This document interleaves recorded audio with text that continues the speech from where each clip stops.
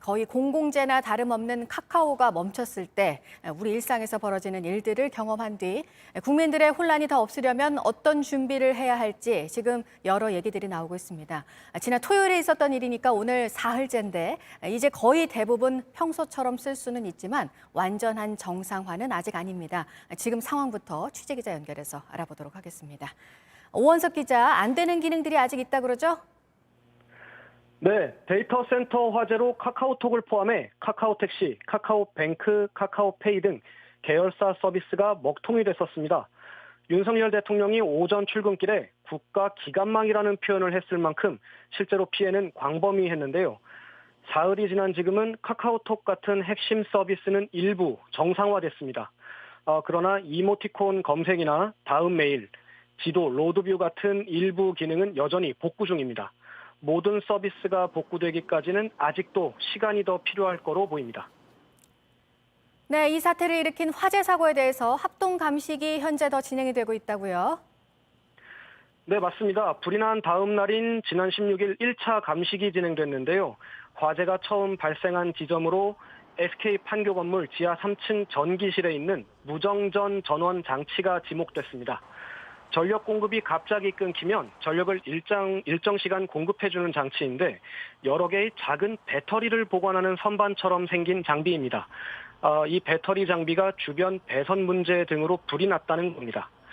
조금 전인 오전 11시쯤에는 국립과학수사연구원과 소방, 전기안전공사 등 관계기관이 추가로 합동감식을 진행하기 위해 건물에 진입한 상태입니다.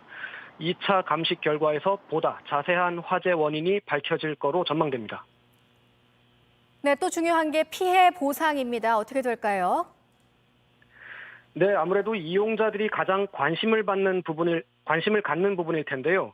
우선은 카카오톡과 같은 핵심 서비스가 무료 서비스라는 점에서 피해 보상이 제대로 이루어지지 않을 거란 분석이 많습니다. 보상 근거 자체가 없다는 겁니다.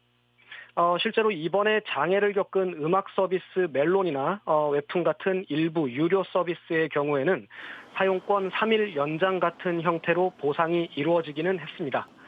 그러나 불이 난 뒤 카카오톡 광고 노출이 중단됐고 카카오티가 중단되면서 택시 이용자를 잡지 못해 수입이 급감했다고 호소하는 택시기사들이 많았습니다.